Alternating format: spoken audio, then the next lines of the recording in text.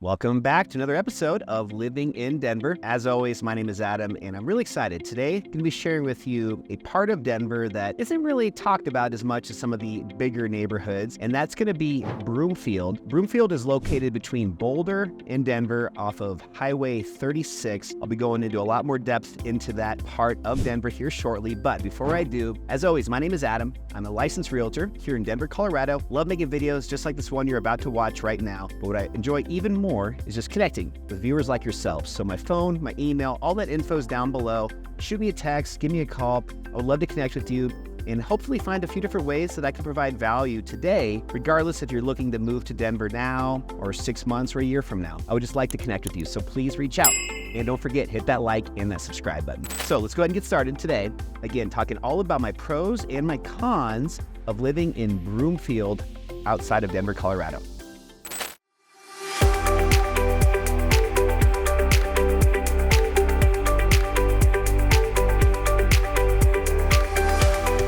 All right, so my first advantage of Broomfield is going to be its great centralized location. And when I say centralized, it's not necessarily central from the standpoint of being within walking distance of downtown Denver, like some other areas like Highlands and Sloan Lake are. But when I say its proximity and its centralized location, what I'm really referring to here in this specific Broomfield location is how it is so perfectly in between both Boulder and Denver. So this is going to be attractive for certain types of people, and I would, not to stereotype, but I would guess that a lot of them are going to be people that are working in a maybe remote position, or there's somebody that really values getting close access to the mountains, specifically the areas in and around Boulder.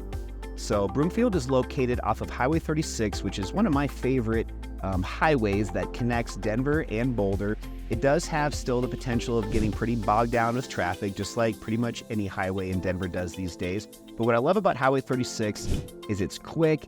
It's got a lot of lanes. It's very easy just to, get in the far left lane and go a couple miles an hour over the speed limit potentially, but, being safe and it's a very quick and easy path to get to and from Boulder and Denver. So for most parts of Broomfield, you're going to be within about a 15 to 20 minute drive to Denver. Could be a bit longer depending on where exactly you are in Broomfield. And then also for getting to Boulder, you're also about that same distance. So it's a nice centralized location from that standpoint, if you're somebody that likes to be between Denver and Boulder. So my first con or disadvantage of Broomfield is going to be its limited public transportation. So there are, without a doubt, a ton of options when it comes to the bus and just public transportation in Broomfield if you're referring to just getting on and off of Highway 36 to get to and from Denver or Boulder. Plenty of options for that. However, if you live somewhere in Broomfield that might be a bit off of Highway 36, maybe it's a mile or two in one of the subdivisions that are, a little bit outside of right on the highway, there's a limited amount of resources for you. So this is always improving as if anywhere in Denver, but as of right now, there's still going to be some potential scenarios where you might have to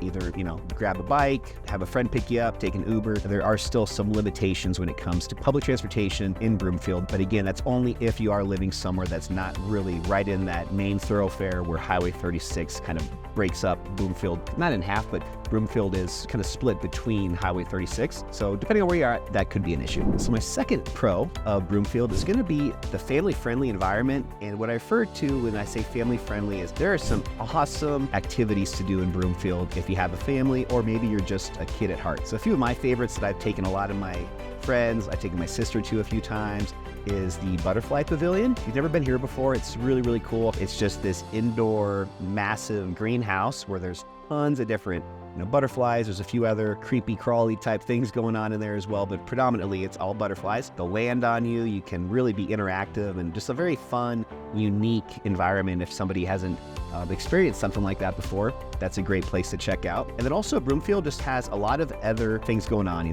There's a ton of different bowling, kind of like Dave & Buster's style places. One of the best indoor soccer facilities in all of Denver is in Broomfield. Just a lot of stuff to do if you live in Broomfield, where you're not going to be forced to commute all the way to Boulder or all the way to Denver. So if you do have, family, or you're just somebody that likes to have some of these types of activities close by. Don't be worried, despite not having as much public transportation, like I mentioned earlier, you do though have a lot of great activities and restaurants, and there's also the Flatirons Mall, which is one of my favorite malls in all of the state of Colorado, and that's also going to be just right out your back door if you live in Broomfield. So there are still a lot of great options for families and for anybody that wants to be social. All right, so my second con or disadvantage of Broomfield is going to be just the high cost of living. So, Broomfield is kind of, it's being affected by the high cost of living in Boulder, and it's just kind of, I think, feeling some of that impact over the last 5 to 10 years especially. So, if you don't know, Boulder right now is the most expensive area in Denver when it comes to real estate. There's very limited amount of homes as well as just the finite area of land to continue to develop and build. So with people that are,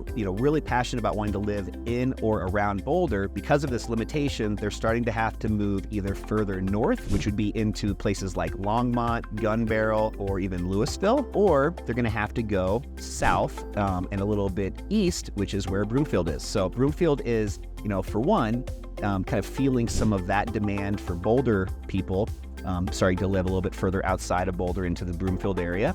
And also there are some very high-tech type jobs that are based and centralized in Broomfield.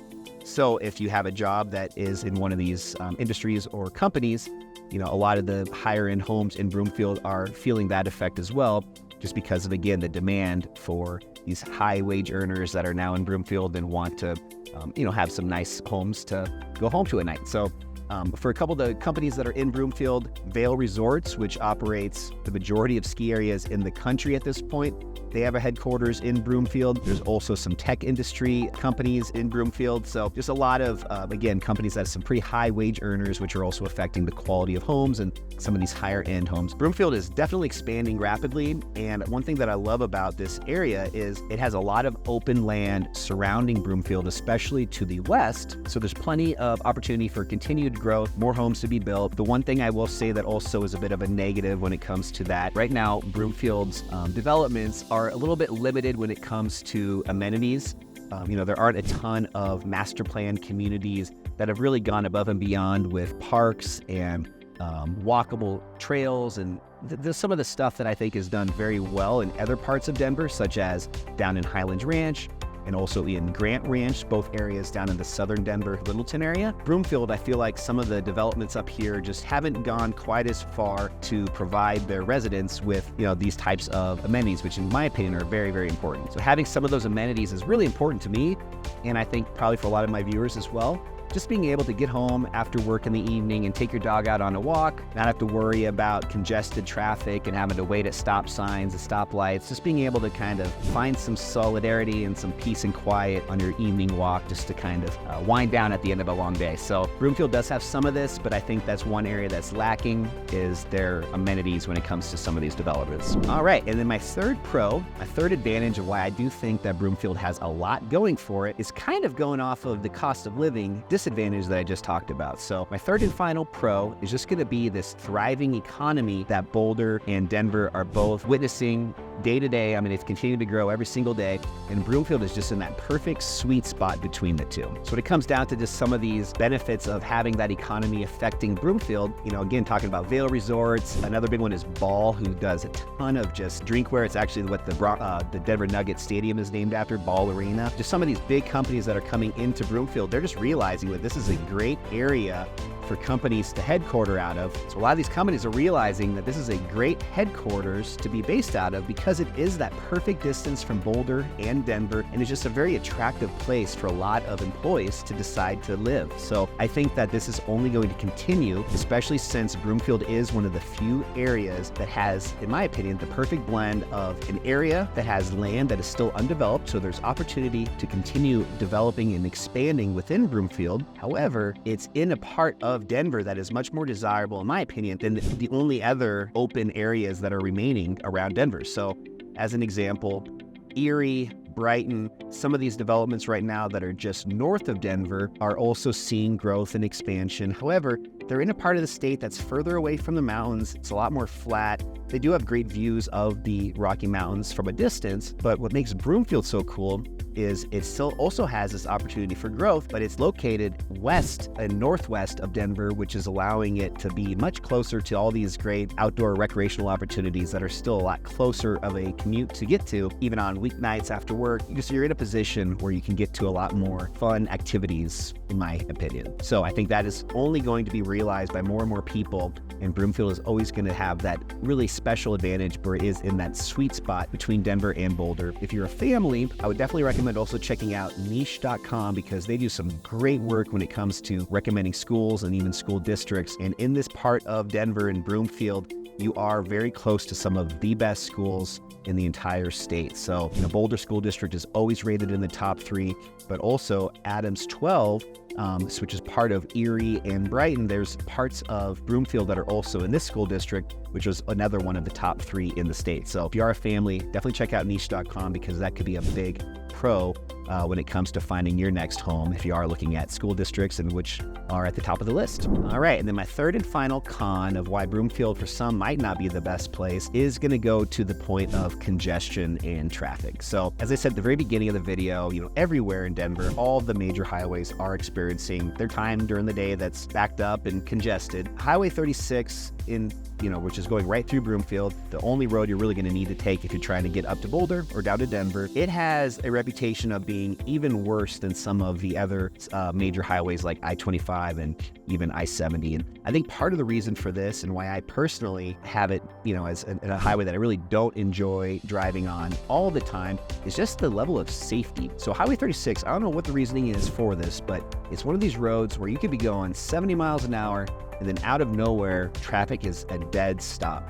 And I just hate that because it's one of these, scenarios where you could be going fast. If you're not paying attention, you could be barreling into a car going quite fast and just, if you're not paying attention, could be pretty severe circumstances. So I just think that Highway 36 is a road that if I had young kids that were maybe just learning how to drive, I'd have a little bit more concerns with them being on this road as I would on some of the others around the state. Congestion is also just one of those things, again, that is inevitable in Denver, but Highway 36 just tends to be one that could be a little bit worse than some of the others. I will say, though, that there are some back roads you can take. It's just a matter of it taking a few extra minutes to get there and just being intentional about what roads you're taking to and from Broomfield. All right, guys. Well, hope you got a little bit out of this video today, a little bit of value. Again, my 3 pros, my 3 cons of Broomfield.